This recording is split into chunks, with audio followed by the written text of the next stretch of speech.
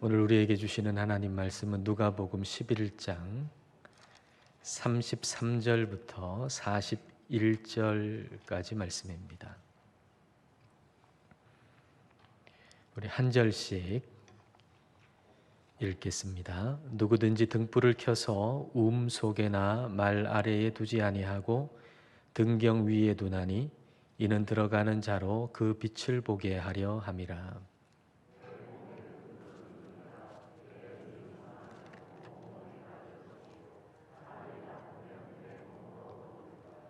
그러므로 내 속에 있는 빛이 어둡지 아니한가 보라.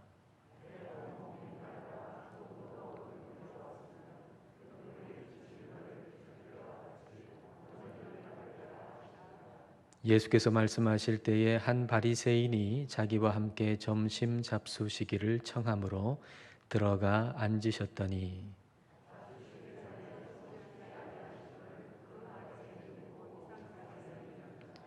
주께서 이르시되 너희 바리새인은 지금 잔과 대접의 겉은 깨끗이 하나 너희 속에는 탐욕과 악독이 가득하도다.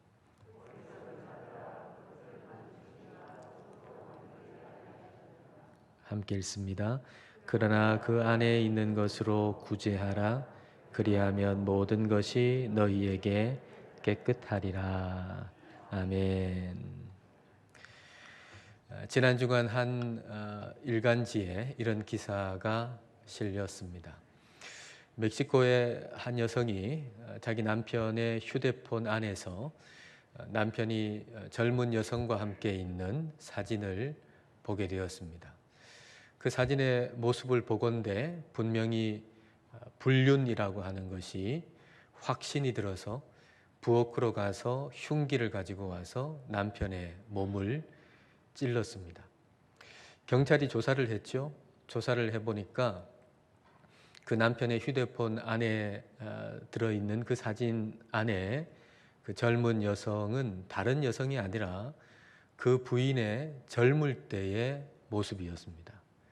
이 남편이 아주 오래전에 이 부인과 함께 찍었던 사진을 발견하고는 그 휴대폰 안에 저장을 해놨는데, 근데 이 부인이 이걸 보고서 그 여자가 너무나도 젊고 너무나도 날씬해가지고 자기 자신인지 알아보지 못했던 겁니다. 그 남편의 휴대폰에 있는 그 사진을 보고서 이 여성이 마음속에 확신이 들었는데, 이 불륜이라고 하는 게 확신이 들었는데, 그것에 대해서 조금이라도 의심했다면 남편을 흉기로 찌르는 일은 아마도 없었을 것입니다. 그 사진을 보고서 불륜이 확실하다라고 생각했던 바로 그 자기 확신으로 인해서 사람을 잡아버리고 만 거죠. 바울이 우리 주님을 확실히 알고 있다고 생각했습니다.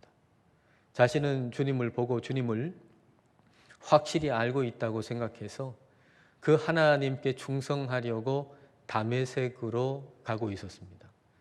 근데 밝은 빛이 그를 둘러 비치고서는 음성이 들립니다. 그때 바울이 하는 말이 주여 누구시니까? 나는 그동안 주님을 확실히 알고 있다고 생각했는데 그게 아니었던 거죠. 그래서 3일 동안 앞을 못 보잖아요. 근데 아나니아가 와가지고 안수할 때 이제 앞을 보게 됩니다. 사도행전 9장에서는 그 사울의 눈에서, 바울의 눈에서 비늘 같은 것이 벗겨졌다, 그렇게 기록하고 있습니다. 그 비늘 같은 것이 뭐겠습니까? 자기 확신이라고 하는 비늘이죠. 자기 확신이라고 하는 그 비늘로 말미암아서 진리를 못 받고 주님이 진짜 어떤 분이신가 못 받고 알질 못했고, 그래서 많은 그리스도인들을 잡는 그런 삶을 살 수밖에 없었던 겁니다. 자기 확신이라고 하는 것은 믿음하고 굉장히 비슷해서 우리는 때로 자기 확신을 가지고 있는데 그걸 믿음이라고 착각할 때가 참 많습니다. 자기 확신은 믿음이 아닙니다. 믿음의 짝퉁이죠. 그래서 자기 확신을 가지고 있는 사람은 내가 분명히 보고 분명히 안다고 생각하지만 실은 굉장히 어두움 가운데 있는 것과 같습니다. 자, 오늘 말씀 33절 말씀 우리 같이 한번 읽어볼까요? 누구든지 등불을 켜서 속에나 말 아래에 두지 아니하고 등경 위에 두나니 이는 들어가는 자로 그 빛을 보게 하려 함이라. 등불은 들어오는 사람들이 환하게 볼 수 있도록 등경 위에다가 램프 스탠드 위에다가 다 올려 놔야 하잖아요. 근데 그렇지를 아니하고 속에다 또 말 아래에다가 그렇게 숨겨두는 사람은 없다는 거예요. 이라고 하는 것은 비밀 장소거든요. 말이라고 하는 건 뭐 돛박 같은 그릇입니다. 불을 켜가지고 비밀 장소에다 몰래 숨겨두는 사람이 어디 있겠습니까? 그리고 돛박 같은 것으로 그 등불을 덮어놔가지고 그 빛이 비춰지지 않도록 하는 사람이 어디 있겠습니까? 근데 자기 확신이라고 하는 게 그렇다는 거예요. 스스로는 굉장히 밝다고 생각하고 있는데 실은 그렇게 속에 두거나 말 아래에 두는 것처럼 아주 어두운 상태에 있는 것, 이게 바로 자기 확신이라는 거죠. 오늘 우리는 스스로 믿음이 있다고 여기고 있잖아요. 저와 여러분은 아마 다 믿음이 있다고 여기고 있을 겁니다. 근데 그 믿음이, 우리가 믿음이라고 여기는 그 믿음이 혹 진짜 밝은 믿음이 아니고 어두운 상태에 있는 자기 확신은 아닌가, 우리가 한번 점검해 보아야 한다는 얘기입니다. 자, 35절 말씀 보겠습니다. 그러므로 내 속에 있는 빛이 어둡지 아니한가 보라. 돛박으로 빛을 딱 덮어 놓은 것처럼 우리가 믿음이라고 생각했는데 그 믿음이 아니라 자기 확신 속에 지금 살고 있지 않은가 한번 점검해 보라는 얘기입니다. 어떻게 점검할 수가 있을까요? 34절 말씀을 보겠습니다. 자, 같이 읽겠습니다. 내 몸의 등불은 눈이라. 내 눈이 성하면 온 몸이 밝을 것이요 만일 나쁘면 내 몸도 어두우리라. 눈이 성하다, 눈이 건강하다, 눈이 좋다, 눈이 나쁘다 라는 표현, 이 표현은 무슨 의미일까요? 시력이 좋다, 시력이 나쁘다, 그런 의미일까요? 눈이 좋다, 눈이 나쁘다 라는 이 표현은 히브리적 관용구입니다. 관용구라고 하는 게 우리 표현에도 있잖아요. 입이 가볍다, 입이 무겁다 라는 식의 표현을 관용구라고 그러죠.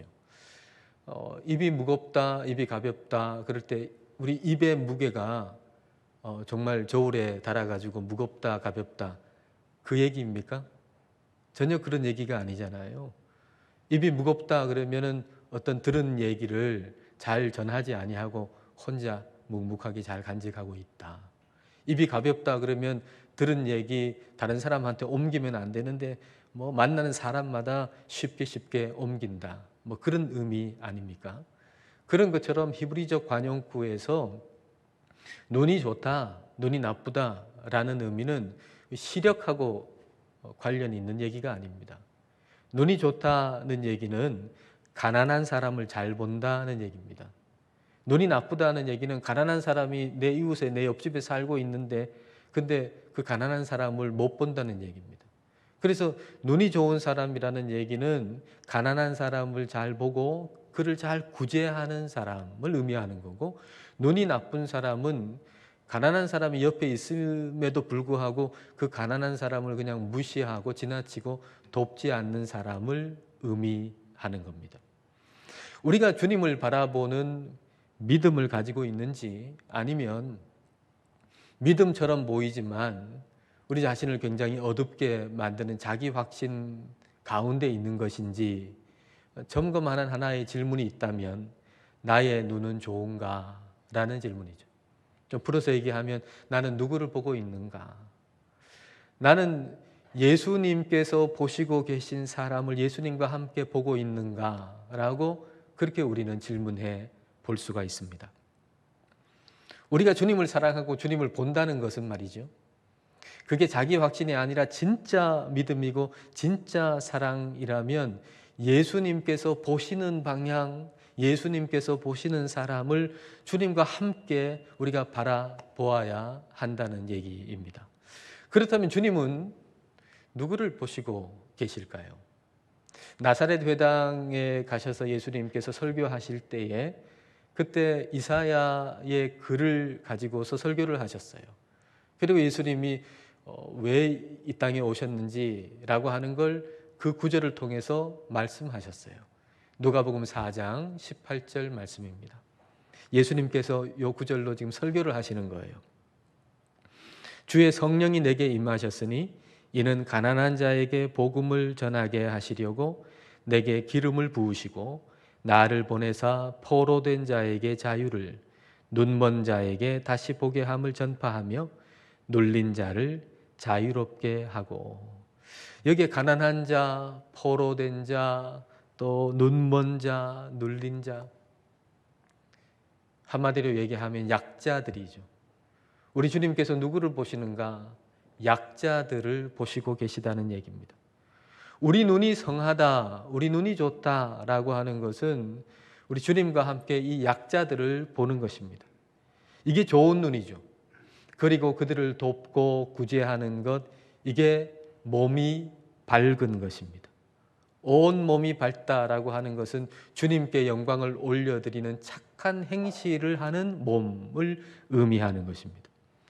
오늘 말씀을 묵상하면서 과연 나는 좋은 눈과 밝은 몸을 가지고 있는가라는 질문을 던져 보았습니다. 우리는 많은 경우 생각하죠. 나는 하루에 성경을 몇 장을 읽고 그리고 기도를 몇 시간 하고 있으니 나는 분명히 하나님을 사랑하는 것이 맞고 그리고 주님을 바라보고 있다라고 말입니다. 그렇게 스스로 확신하죠. 그런데 성령님께서는 오늘 말씀을 통해서 우리한테 질문을 던지는 거예요. 네가 진짜 나를 사랑해서 나를 바라보고 있는 것이라면 그러면 내가 보고 있는 사람들, 내가 보고 있는 약자들을 너는 나와 함께 보고 있느냐? 라고 우리에게 질문하시는 것입니다. 이렇게 말씀을 묵상하고 있는데 저를 부끄럽게 하는 글을 하나 읽었습니다. 에세이인데요. 이 에세이를 쓴 사람이 이렇게 적어놨더라고요. 비가 오는 날이에요.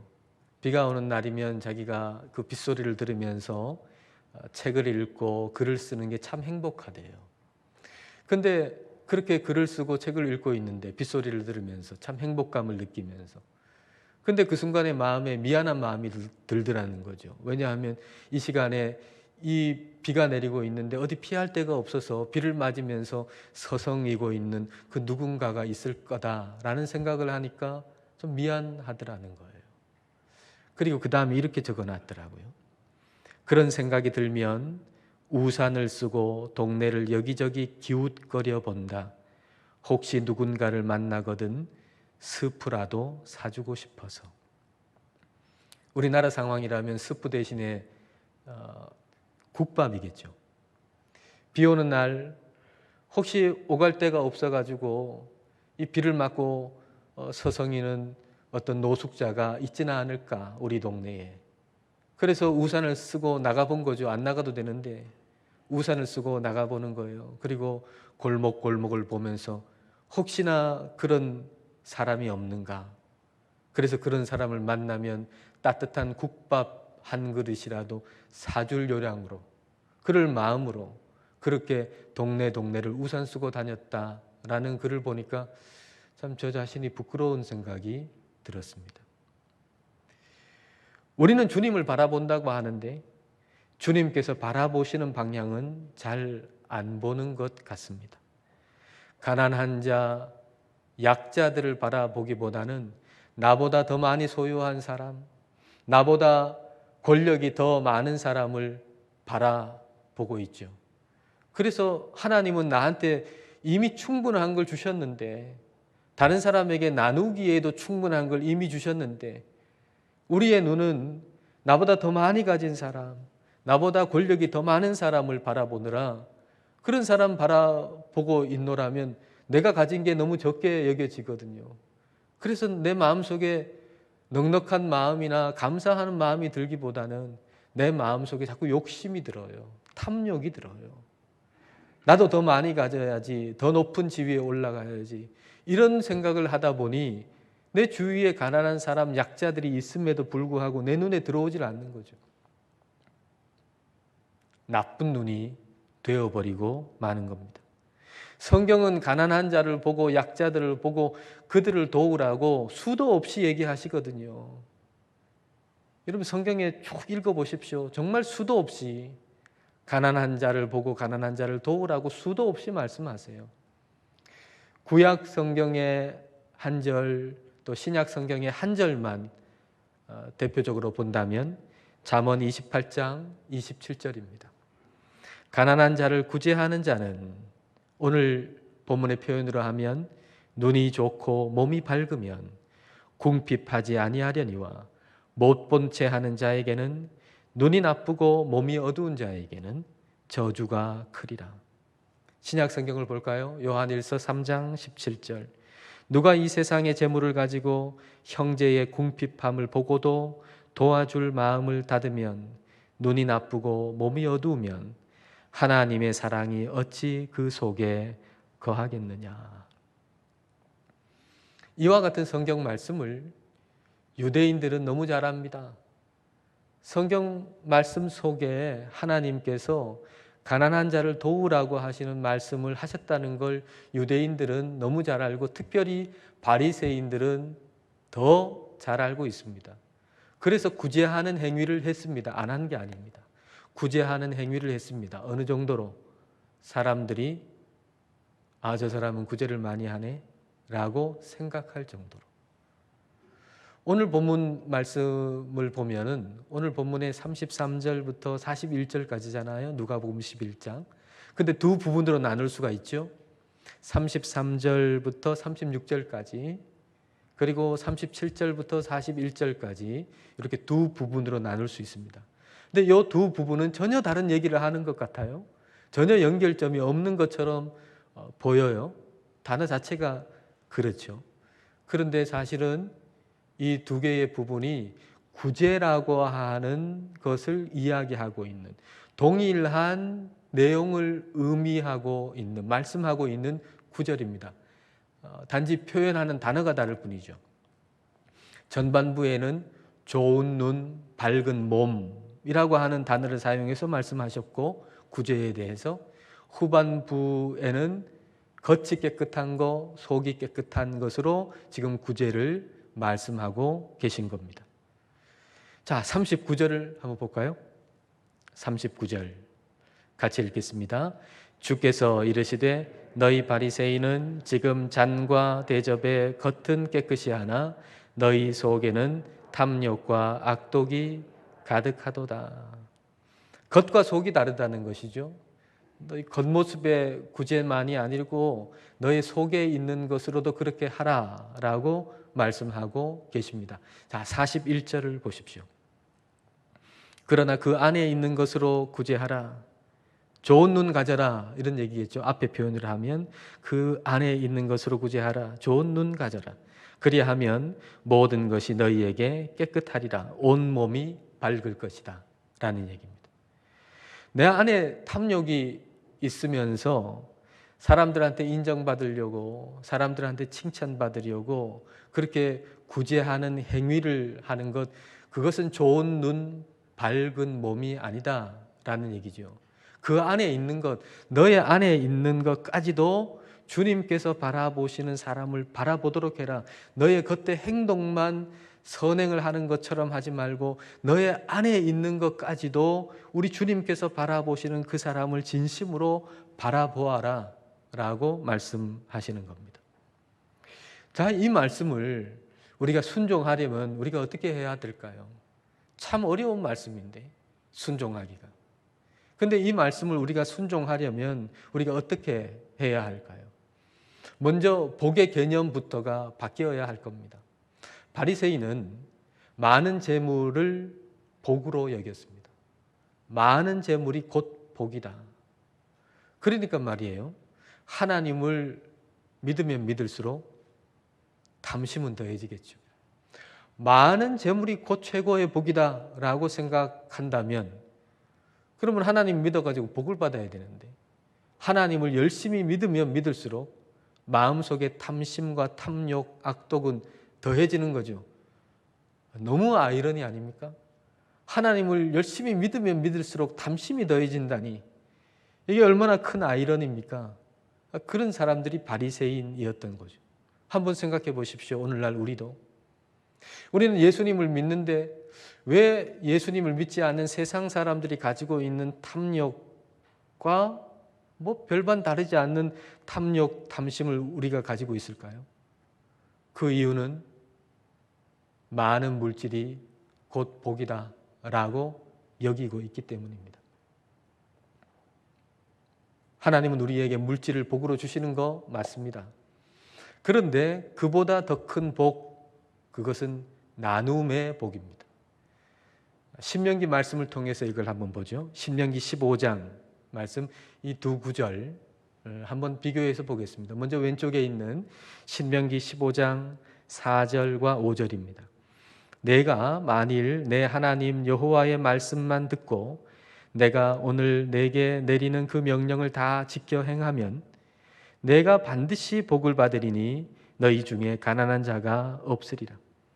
네가 하나님 말씀을 잘 지키면 네가 반드시 복을 받아서 너희 중에는 가난한 자가 한 명도 없다. 그렇게 말씀하셨어요. 그렇게 말씀해 놓으시고는 바로 몇 절 뒤에 11절에서 이렇게 말씀하세요. 땅에는 언제든지 가난한 자가 그치지 아니하겠으므로 내가 내게 명령하여 이르노니 너는 반드시 내 땅 안에 내 형제 중 곤란한 자와 궁핍한 자에게 내 손을 펼지니라. 가난한 자가 항상 너 주변에 있을 거니까 그 가난한 사람을 너희가 볼 때에 너의 손을 펴서 그를 도와라. 그렇게 말씀하고 계신 거예요. 이 두 구절 완전히 반대 구절 같잖아요. 말씀을 네가 잘 듣고 준행하면 네가 복을 받아가지고 너희 중에는 가난한 사람 한 사람도 없다.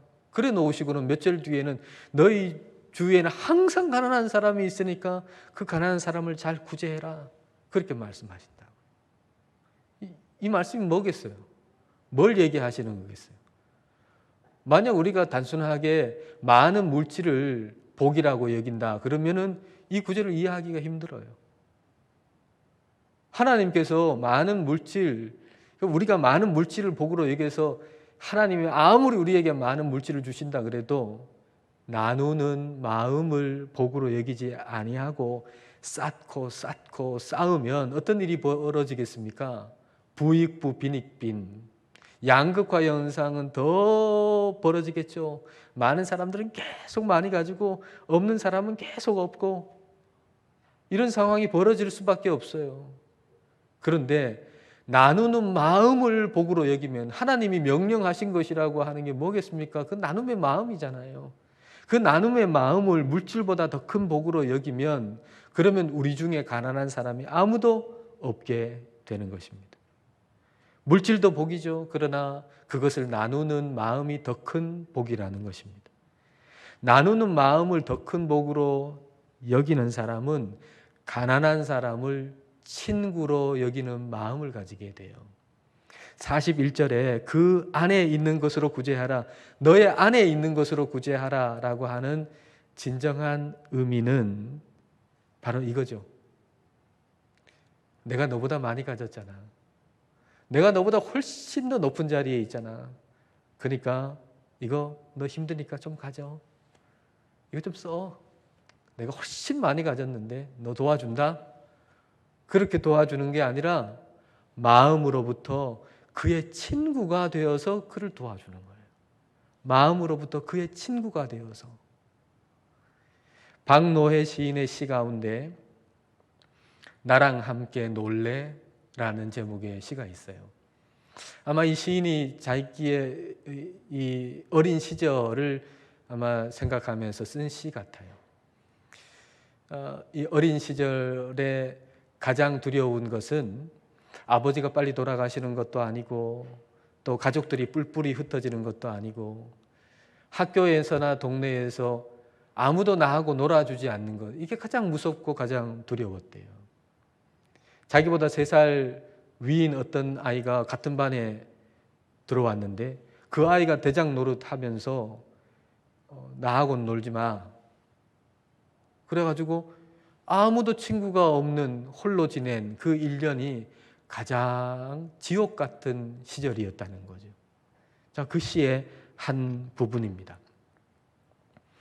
5학년이 되던 해 보슬비는 내리는데 자운형 꽃이 붉게 핀 논길을 고개 숙여 걸어갈 때 나랑 함께 놀래 뒤에서 수줍게 웃고 있던 아이, 전학 온 민지의 그 말 한마디에 세상에 젖은 길이 다 환한 꽃길이었네. 돌아보니 멀고 험한 길을 걸어온 나에게 지옥은 아무도 놀아주지 않는 홀로 걷는 길이었고 천국은 좋은 벗들과 함께 걷는 고난의 길이었네. 가장 힘든 것은 가난하다고 약자라고 아무도 친구가 되어주지 않는 걸 겁니다. 아무리 어려워도 좋은 친구 한 사람이 있으면 그 어려움 이겨낼 수 있습니다. 지금 이 시대에 아무리 어려워도 좋은 친구 한 사람만 있으면 이 어려운 시절을 넉넉히 이겨낼 수 있습니다. 천국같이 지낼 수 있습니다. 그러나 아무리 편해도 친구 없으면 지옥 같은 것입니다. 우리 예수님께서 저와 여러분의 친구가 되어주시지 않으셨습니까? 우리 예수님께서 나하고 너하고는 너무 수준이 차이가 나가지고 그래서 적선하듯 조금 도와주신 그런 분이 우리 예수님이 아닙니다. 나 같은 죄인 부끄러워하지 아니하시고 친구가 되어주신 분이 바로 우리 예수님이십니다. 예수님을 바라보는 우리는 그렇게 예수님이 바라보시는 가난한 자, 약자들을 바라보아야 할 것입니다.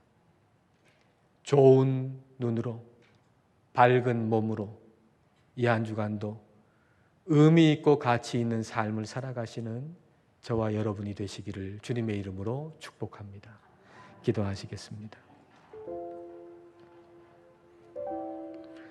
이 시간 우리 기도하실 때 자기 확신이 아니라 참 믿음으로 살도록 기도하십시다. 우리 눈에 비늘 같은 것을 벗겨주셔서 주님께서 바라보시는 사람을 주님과 함께 바라볼 수 있게 해달라고 기도하십시다. 좋은 눈과 밝은 몸으로 살도록 기도하십시다. 가난한 자들에게 물질을 나누는 마음, 약자들의 친구가 되는 것이 물질을 얻는 것보다 더 큰 복임을 깨닫게 해달라고 이 시간 우리 함께 기도하겠습니다.